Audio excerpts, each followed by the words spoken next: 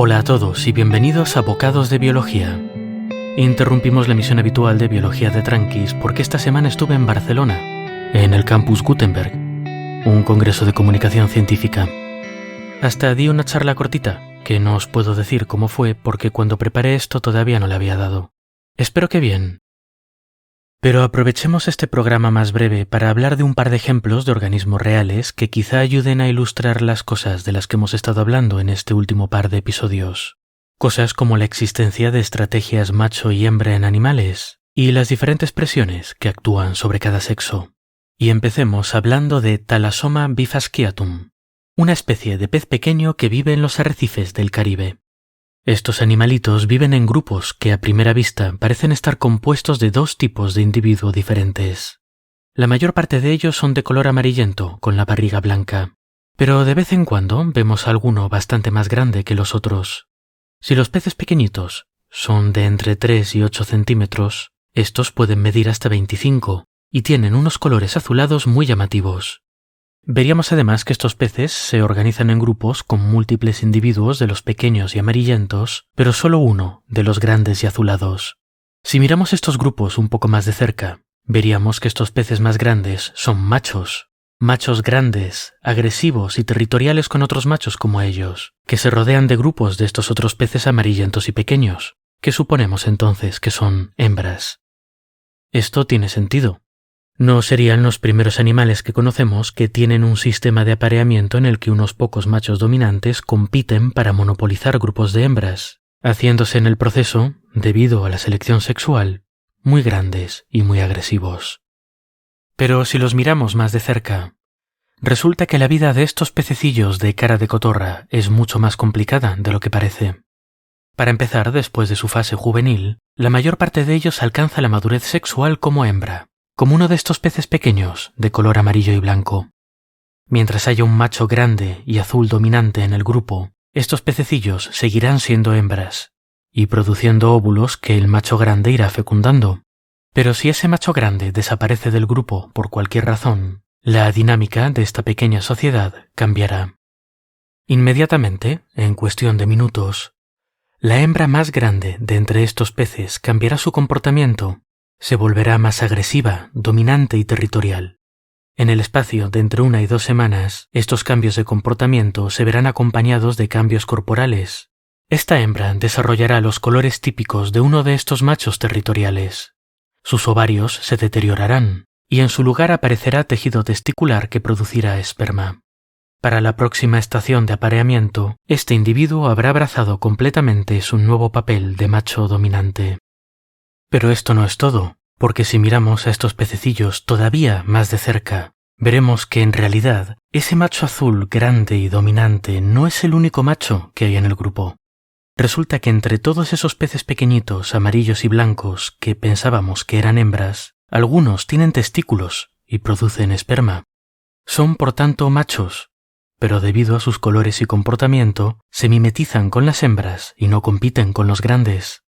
En vez de eso, estos machos de incógnito lanzan su esperma de forma oportunista cuando las hembras están apareando con el macho. Recordemos que estos peces se aparean lanzando sus gametos al agua, tanto esperma como óvulos.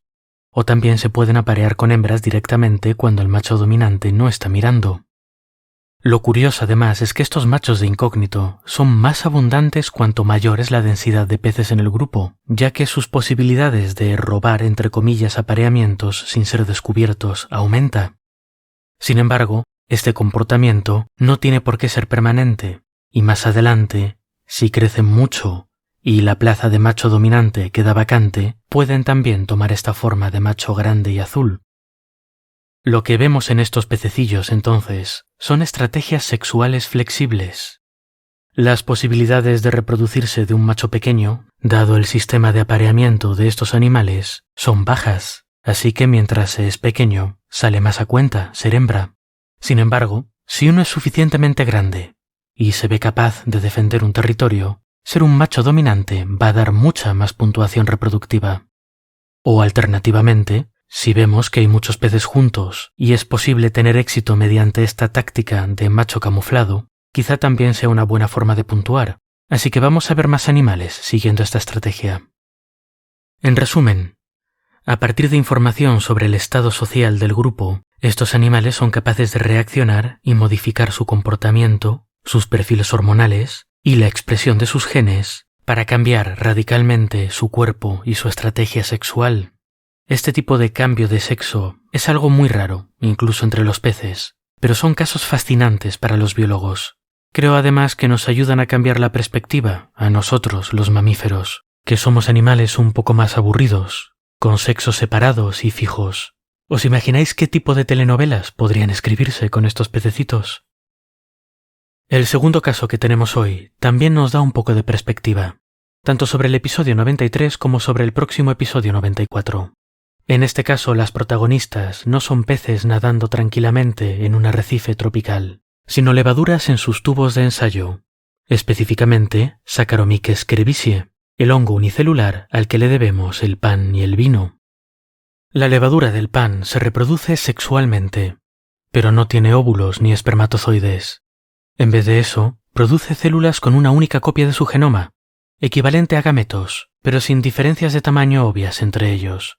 Es decir, se reproducen por isogamia. Estas células se pueden fusionar para dar lugar a una levadura nueva con dos copias de su genoma. Pero el que estas células reproductoras sean muy parecidas las unas a las otras no quiere decir que cualquiera de ellas se pueda fusionar con cualquier otra. La levadura del pan tiene dos tipos de compatibilidad, de los que habíamos hablado en los episodios 89 y 90. Básicamente etiquetas bioquímicas que nosotros no podemos ver a simple vista, pero que distinguen unas células de las otras. A uno de estos dos tipos de compatibilidad lo llamamos A y al otro lo llamamos alfa. La regla es que las células A solo pueden fusionarse con células alfa y viceversa. En lo que respecta a la reproducción, las células del mismo tipo no tienen ningún valor las unas para las otras. Además, tanto las células A como las alfa producen señales químicas para atraer al tipo de compatibilidad contrario. A estas señales químicas, que vienen a ser olores, las podemos llamar feromona A y feromona alfa. El caso del que os quiero hablar es un experimento usando este sistema para probar los principios de la selección sexual. Los investigadores que llevaron a cabo el estudio prepararon 12 cultivos de estas levaduras. 6 de ellos eran el control y tenían más o menos un 50% de células con cada tipo de compatibilidad, 50% A, 50% alfa. Los otros 6, en cambio, estaban manipulados para tener una cantidad mucho mayor de células alfa que de células A.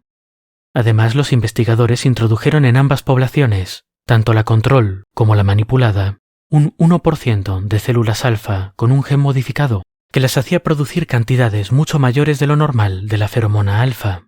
Eran, en definitiva, levaduras olorosas. Cada uno de estos 12 cultivos fue observado a través de 13 generaciones de levaduras. Al final del experimento, en 5 de los 6 cultivos control, la cantidad de levaduras alfa olorosas se había mantenido igual que al principio, un 1% más o menos. En cambio, en 5 de los 6 cultivos que tenían muchas más levaduras alfa que levaduras A, las levaduras alfa olorosas habían pasado de ser un 1% a un 90%. Este es un ejemplo de evolución experimental, y específicamente de selección sexual experimental. En los cultivos en los que la cantidad de levaduras alfa era mucho mayor, las alfa se veían obligadas a competir duramente por las A para poder reproducirse, mientras que en aquellos cultivos en los que había un 50% de cada tipo de compatibilidad, esta competición no existía, o no era tan fuerte. Sin competición, las levaduras alfa olorosas no tenían mucho más éxito que sus compañeras más típicas, pero en un ambiente de gran presión competitiva, esa mayor emisión de feromonas marcaba la diferencia y hacía que las levaduras alfa olorosas tuvieran mucho más éxito que sus compañeras que llamaban menos la atención. Los resultados de este experimento nos muestran de forma muy elegante cómo funciona la selección sexual. En vez de este gen de señalización en levaduras, podemos imaginarnos la misma dinámica con un gen que promueva las plumas brillantes en pavos macho, o que promueva los cuernos grandes y la agresividad en ciervos macho. Como vimos en los cultivos de levadura, sin competición estas adaptaciones no aparecen porque sí, pero en cuanto la hay se extienden rápidamente por toda la población, porque los que portan estos genes los transmiten a muchos más descendientes.